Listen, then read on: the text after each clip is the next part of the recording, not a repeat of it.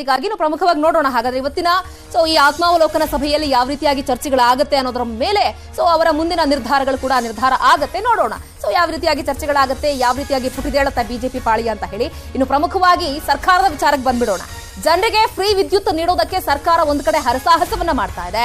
ಸರ್ಕಾರಿ ಸಂಸ್ಥೆಗಳ ಬಾಕಿ ಬಿಲ್ ಅನ್ನ ವಸೂಲಿ ಮಾಡ್ಲಿಕ್ಕೆ ಇದೀಗ ಬೆಸ್ಕಾಂ ಮುಂದಾಗ್ತಾ ಇದೆ. ಇವರಿಗೆ ಹಣವನ್ನ ಕ್ರೋಢೀಕರಿಸಲಿಕ್ಕೆ ಬೇರೆ ಬೇರೆ ಮಾರ್ಗಗಳು ಬೇಕೇ ಬೇಕಾಗುತ್ತೆ. ಈ ಸಂದರ್ಭದಲ್ಲಿ ಕೊಟ್ಟಂತಹ ಗ್ಯಾರಂಟಿಗಳನ್ನ ಈಡೇರಿಸಲಿಕ್ಕೆ ಹಾಗಾಗಿ ಸರ್ಕಾರಿ ಸಂಸ್ಥೆಗಳ ಮೇಲೆ ಇದೀಗ ಸರ್ಕಾರದ ಕಣ್ಣು ಬಿದ್ದಿದೆ. ಬೆಸ್ಕಾಂಗೆ ಬರಬೇಕಾಗಿರೋದು ಬರೋಬ್ಬರಿ 5,000 ಕೋಟಿ ರೂಪಾಯಿ ಹಣ ವಾಪಸ್ ಬರಬೇಕಾಗಿದೆ. ಅಂದ್ರೆ ಬಾಕಿ ಉಳಿಸ್ಕೊಂಡಿರೋದು ಸರ್ಕಾರಿ ಇಲಾಖೆಗಳು ಈಗ ಜನರಿಗೆ ಫ್ರೀ ವಿದ್ಯುತ್ ಕೊಡಬೇಕಲ್ಲ. ಹಾಗಾಗಿ ಈ ಸಂದರ್ಭದಲ್ಲಿ ಅದೆಲ್ಲವನ್ನ ಕೂಡ ಯಾವೆಲ್ಲ ಬಾಕಿ ಬಿಲ್ ಅನ್ನ ಉಳಿಸ್ಕೊಂಡಿದ್ದಾರೆ ಅದೆಲ್ಲವನ್ನ ಕೂಡ ವಾಪಸ್ ಸರ್ಕಾರದ ಬೊಕ್ಕಸಕ್ಕೆ ಹಾಕಿಸ್ಕೊಳ್ಬೇಕು ಅನ್ನೋ ಲೆಕ್ಕಾಚಾರದಲ್ಲಿ ಸರ್ಕಾರ ಇದೆ. ಬಿಲ್ ಕಟ್ಟೋದಕ್ಕೆ ಯಾರೆಲ್ಲ ಸಂಸ್ಥೆಗಳು ಸರ್ಕಾರಿ ಸಂಸ್ಥೆಗಳು ಮೀನಾಮೇಷವನ್ನ ಎಣಿಸ್ತಾ ಇದ್ರಲ್ಲ, ಅಂತಹ ಸಂಸ್ಥೆಗಳಿಗೆ ಇದೀಗ ನೋಟಿಸ್ ಕೊಡ್ಲಿಕ್ಕೆ ತಯಾರಿಗಳಾಗಿದೆ. ಮುಖ್ಯಮಂತ್ರಿಗಳು ಇಂಧನ ಸಚಿವರ ನಿರ್ದೇಶನದಂತೆ ನೋಟಿಸ್ ಜಾರಿಯಾಗಿದೆ. ಬಾಕಿ ಮೊತ್ತದ ವಸೂಲಿ ಮಾಡುವಂತೆ ಖಡಕ್ ಆಗಿ ಸೂಚನೆಗಳು ಹೋಗಿದೆ. ಬಿಲ್ ಕಟ್ಟೋದಕ್ಕೆ ಮೀನಾಮೇಷವನ್ನ ಎಣಿಸ್ತಾ ಇರುವಂತಹ ಆದಾಯ ತರುವಂತಹ ಸರ್ಕಾರಿ ಸಂಸ್ಥೆಗಳು ಯಾವೆಲ್ಲ ಇದೆ, ಆ ಎಲ್ಲ ಸಂಸ್ಥೆಗಳಿಗೂ ಕೂಡ ಖಡಕ್ ವಾರ್ನಿಂಗ್ ಹೋಗಿದೆ. 2023 ಬರಬೇಕಾಗಿರೋದು ಬರೋಬ್ಬರಿ 5,000 ಕೋಟಿ ರೂಪಾಯಿ ಹಣ. ಅದು ಒಂದು ಬೆಸ್ಕಾಂ ಇಲಾಖೆಗೆ ಮಾತ್ರ ಹೇಳ್ತಾ ಇರೋದು ನಾವು. ಏನು ಸಾಮಾನ್ಯ ಜನಗಳು 200 ಯೂನಿಟ್ವರೆಗೂ ಈ ಒಂದು ಸೌಲಭ್ಯವನ್ನು ಪಡೆಯಬೇಕಾದರೆ ನಿಮ್ಮ ಹಳೆಯ ಬಾಕಿ 3 ತಿಂಗಳ ಬಾಕಿಯನ್ನು ಪೂರ್ತಿಯಾಗಿ ನೀವು ಕಟ್ಟಬೇಕು ಎಂದು. ಆದರೆ ಈ 3 ತಿಂಗಳು ಕಟ್ಟಬೇಕು ಅನ್ನೋ ಬಾಕಿ ಬರೇ ಮಾತ್ರ ನಮ್ಮ ಸಾಮಾನ್ಯ ಜನಗಳಿಗಿದೆಯೋ ಅಥವಾ ನೀವು ಹೇಳಿದ ಹಾಗೆ ಇವಾಗ ಸರ್ಕಾರಿ ಕಚೇರಿಗಳು, ಉದಾಹರಣೆಗೆ ನೋಡಿ, BWSSBಯಲ್ಲಿ 4,68,00,000 ಬ್ಯಾಲೆನ್ಸ್ ಇದೆ, BBMPಯಲ್ಲಿ 4,40,00,000 ಬ್ಯಾಲೆನ್ಸ್ ಇದೆ, ಮೇಜರ್ ಲಿಫ್ಟಲ್ಲಿ 4,10,00,000 ಬ್ಯಾಲೆನ್ಸ್ ಇದೆ, ಮೈನರ್ ಲಿಫ್ಟಲ್ಲಿ 4,90,00,000 ಬ್ಯಾಲೆನ್ಸ್ ಇದೆ, ಫ್ಲವರ್ ಲೂಮ್ಸಲ್ಲಿ 4,70,00,000 ಬ್ಯಾಲೆನ್ಸ್ ಇದೆ, ಸ್ಲಮ್ ಬೋರ್ಡು 16 ಕೋಟಿ ಬ್ಯಾಲೆನ್ಸ್ ಇದೆ. ಈ ಥರ ಅದರ್ ಡಿಪಾರ್ಟ್ಮೆಂಟು 4,30,00,000 ಇದೆ. ಇದೆಲ್ಲ ಸೇರಿಸಿದ್ರು ಸುಮಾರು 1,296 ಕೋಟಿ ಈ ಬರೀ ಸರ್ಕಾರಿ ಕಚೇರಿಗಳೇ ಇವತ್ತು ಒಂದು ಬಾಕಿನ ಉಳಿಸ್ಕೊಂಡಿದೆ.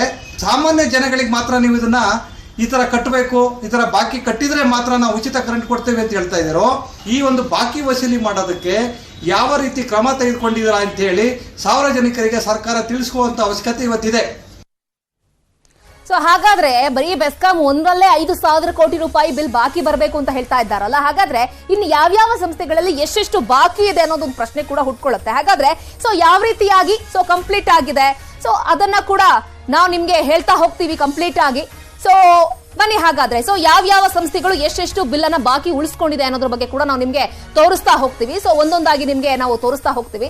ಹಾಗಾದ್ರೆ ಬೆಸ್ಕಾಂ ಒಂದರಲ್ಲೇ 5,000 ಕೋಟಿ ರೂಪಾಯಿ ಇದೆಯಲ್ಲ, ಇನ್ನು BBMP ಲೆಕ್ಕಾಚಾರದಲ್ಲಿ ನೋಡ್ತಾ ಹೋದ್ರೆ ವಾರ್ಡ್ ಲೈಟ್ ಇರೋದು 640 ಕೋಟಿ. ಇದು BBMP ವ್ಯಾಪ್ತಿಯಲ್ಲಿ ವಾರ್ಡ್ ಲೈಟ್ಸ್ಗೆ ಅಂತ ಹೇಳಿ 640 ಕೋಟಿ ಬಿಲ್ ಬಾಕಿ ಬರಬೇಕಾಗಿದ್ದಂತೆ. ಇದೆಲ್ಲ ಕೂಡ ರಾಜ್ಯದ ಬೊಕ್ಕಸಕ್ಕೆ ಬರಬೇಕಾಗಿರುವಂತಹ ಅಮೌಂಟ್. ಇದು ಯಾವ್ಯಾವ ಸಂಸ್ಥೆ ಎಷ್ಟೆಷ್ಟು ಬಾಕಿಯನ್ನ ಕೊಡಬೇಕಾಗಿದೆ, ಉಳಿಸ್ಕೊಂಡಿದೆ ಇಲ್ಲಿವರೆಗೂ ಅನ್ನೋ ಲೆಕ್ಕಾಚಾರವನ್ನ ನಾವು ನಿಮ್ಮ ಮುಂದೆ ಇಡ್ತಾ ಹೋಗ್ತಾ ಇದ್ದೀವಿ.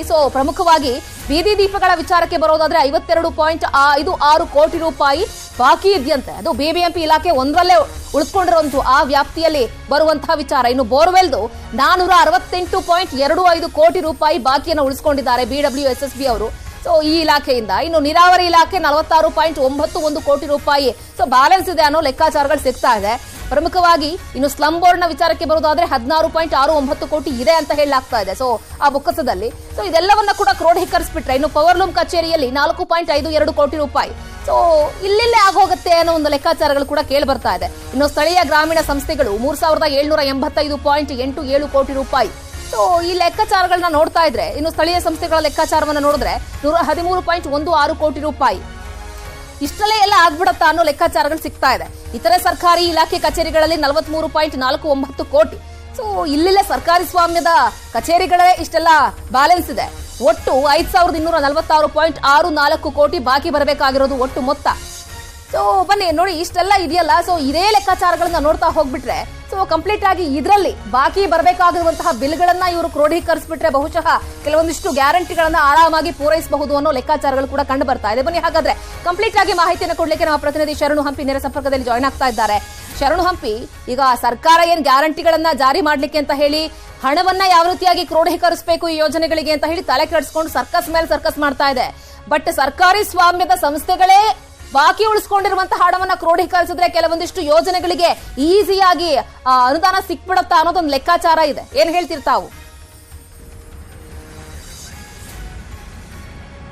ಅಲ್ಲ, ಖಂಡಿತ ಶ್ರುತಿ. ಆ ಹಿನ್ನೆಲೆಯಲ್ಲಿ ಕಾಂಗ್ರೆಸ್ ಸರ್ಕಾರ ಯಾಕಂದ್ರೆ 5 ಗ್ಯಾರಂಟಿಗಳನ್ನು ಕೊಡ್ತಾ ಇದೆ. ಇದರಿಂದ ಸಾಕಷ್ಟು ಸಾವಿರಾರು ಕೋಟಿಯನ್ನ ಜನರಿಗೆ ಜನಪರವಾಗಿ ಬಳಕೆ ಮಾಡಬೇಕಾಗಿದೆ. ಇದರಿಂದ ಅನುದಾನವನ್ನ ಬೇರೆ ಬೇರೆ ರೀತಿಯಾಗಿ ಆದಾಯದ ಮೂಲವನ್ನ ಎಲ್ಲಿಂದ ಪಡಿಬೇಕು ಅನ್ನೋದನ್ನ ನೋಡ್ತಾ ಹೋದ್ರೆ ಕಣ್ಣೆದುರಿಗೆ ಸಾಕಷ್ಟು ಈ ರೀತಿಯಾದಂತ ಆದಾಯವನ್ನ ವಾಪಸ್ ಪಡೆಯುವಂತ ಕೆಲಸಗಳು ಸಾಕಷ್ಟು ಇದಾವೆ. ಅದರಲ್ಲಿ ಪ್ರಮುಖವಾಗಿರೋದು ಇಂಧನ ಇಲಾಖೆ ವ್ಯಾಪ್ತಿಯಲ್ಲಿರುವಂತಹ 4 ವಿವಿಧ ಕಂಪನಿಗಳು. ಈಗ ಬೆಸ್ಕಾಂ, ಜೆಸ್ಕಾಂ, ಎಸ್ಕಾಂ ಸೇರಿದಂತೆ ಈ 4 ಕಂಪನಿಗಳಿಂದವೆ. ಇವುಗಳಿಂದ ಬರೀ ಬೆಸ್ಕಾಂ ಇಂದನೇ 5200 ಹೆಚ್ಚಕ್ಕೂ ಕೋಟಿ ಬಾಕಿ ಇದೆ. ಸರ್ಕಾರಿ ಸಂಸ್ಥೆಗಳು, ಅದರಲ್ಲೂ ಕೂಡ ಕೇಂದ್ರ ಸರ್ಕಾರ ಮತ್ತು ರಾಜ್ಯ ಸರ್ಕಾರದ ವಿವಿಧ ಸಂಸ್ಥೆಗಳು ಬಾಕಿ ಉಳಿಸ್ಕೊಂಡಿದ್ದೇವೆ. ಇವೆಲ್ಲವೂ ಕೂಡ ಏನು ಬಡ ಸರ್ಕಾರಿ ಸಂಸ್ಥೆಗಳೇನಲ್ಲ. ನಿಮಗೆ BBMP ನೋಡ್ಬೋದು, BWSSB ನೋಡ್ಬೋದು. ಇವೆಲ್ಲವೂ ಕೂಡ ಆದಾಯವನ್ನ ಹೆಚ್ಚು ಪಡೆಯುವಂತ, ಯಾಕಂದ್ರೆ ಜನಸಾಮಾನ್ಯರಿಂದ ತೆರಿಗೆಯನ್ನು ಕೂಡ ಬೇರೆ ಬೇರೆ ರೀತಿಯಾದಂತಹ ಅನುದಾನವನ್ನು ಪಡಿತಿರುವಂತಹ ಸಂಸ್ಥೆಗಳು. ಈ ಸಂಸ್ಥೆಗಳು ಕೂಡ ಸರ್ಕಾರಿ ಇಂಧನ ಇಲಾಖೆಗೆ, ಅದರಲ್ಲೂ ಕೂಡ ಬೆಸ್ಕಾಂಗೆ ಬಾಕಿ ಬಿಲ್ ಮೊತ್ತವನ್ನ ಪಾವತಿಸದೆ ಬಡ್ಡಿ ಕೂಡ ನಿಮಗೆ 5200 ಕೋಟಿ ಏನಿದೆ, ಇದರಲ್ಲಿ 500ಕ್ಕೂ ಹೆಚ್ಚು ಕೋಟಿ ಬರೀ ಬಡ್ಡಿ ಇರೋದು. ಅಂದ್ರೆ 2023 ಮಾರ್ಚ್ ವರೆಗೂ ಕೂಡ ಬಾಕಿ ಉಳಿಸ್ಕೊಂಡಿರೋದು 500ಕ್ಕೂ ಹೆಚ್ಚು ಕೋಟಿ ಹೆಚ್ಚಾಗತ್ತೆ. ಇವುಗಳೆಲ್ಲವನ್ನೂ ಕೂಡ ಕಟ್ಟಿದ್ರೆ, ಅಂದ್ರೆ ಒಂದು ಬೆಸ್ಕಾಂ ಇಂದನೇ 5200 ಕೋಟಿ ಏನಾದ್ರು ಬಿಲ್ ಕಟ್ಟಿದ್ರೆ ಸರ್ಕಾರಕ್ಕೆ, ಸೊ ನಿಜವಾಗ್ಲೂ ಕೂಡ ಅನುಕೂಲ ಆಗುತ್ತೆ. ಇದೇ ರೀತಿಯಾಗಿ ಉಳಿದಂತಹ 3 ಕಂಪನಿಗಳಿಂದ ಕೂಡ 3 ರಿಂದ 5 ಸಾವಿರ ಕೋಟಿ ಬಾಕಿ ಉಳಿಸ್ಕೊಂಡಿದೆ ಅನ್ನುವಂತ ಮಾಹಿತಿ ಲಭ್ಯ ಆಗ್ತಾ ಇದೆ. ಇವರೆಲ್ಲರೂ ಕೂಡ ಇದೇ ರೀತಿಯಾಗಿ ಬಿಲ್ ಅನ್ನ ಕಟ್ಟಿದ್ರೆ, ಅಂದ್ರೆ ಸರ್ಕಾರಿ ಸಂಸ್ಥೆಗಳೇ ಕಟ್ಲಿಕ್ಕೆ ಯಾಕೆ ಮುಂದಾಗ್ತಾ ಇಲ್ಲ? ಈ ಹಿನ್ನೆಲೆಯಲ್ಲಿ ಸಂಬಂಧಪಟ್ಟಂತ ಅಧಿಕಾರಿಗಳೇನಿರ್ತಾರೆ, ಹಿರಿಯ ಅಧಿಕಾರಿಗಳಿಗೆ ಸೂಚನೆಯನ್ನು ಕೊಡಬೇಕು. ಕೂಡಲೇನೆ ತಮ್ಮ ಇಲಾಖೆ ವ್ಯಾಪ್ತಿಯಲ್ಲಿ ಉಳಿಸ್ಕೊಂಡಂತ ಕರೆಂಟ್ ಬಿಲ್ ಏನಿದೆ ಅದನ್ನ ಕಟ್ಟಬೇಕು. ಜನಸಾಮಾನ್ಯರು 3 ತಿಂಗಳು ಕಟ್ಟಿಲ್ಲ ಅಂದ್ರೆ ನಿಮಗೆ ಫಲಾನುಭವಿ ಆಗೋದಿಲ್ಲ ಗೃಹ ಜ್ಯೋತಿ ಅಂತ ಹೇಳ್ತಾರೆ. ಆದ್ರೆ ಸರ್ಕಾರಿ ಸಂಸ್ಥೆಗಳು ಇಲ್ಲಿವರೆಗೂ ಕೂಡ ಬಾಕಿ ಉಳಿಸ್ಕೊಂಡಿರುವಂತ ಮೊತ್ತವನ್ನ ನಿಜವಾಗ್ಲೂ ಪಾವತಿ ಮಾಡಿಕೊಂಡ್ರೆ ಸರ್ಕಾರಕ್ಕೆ ಬಹಳ ಅನುಕೂಲ ಆಗುತ್ತೆ.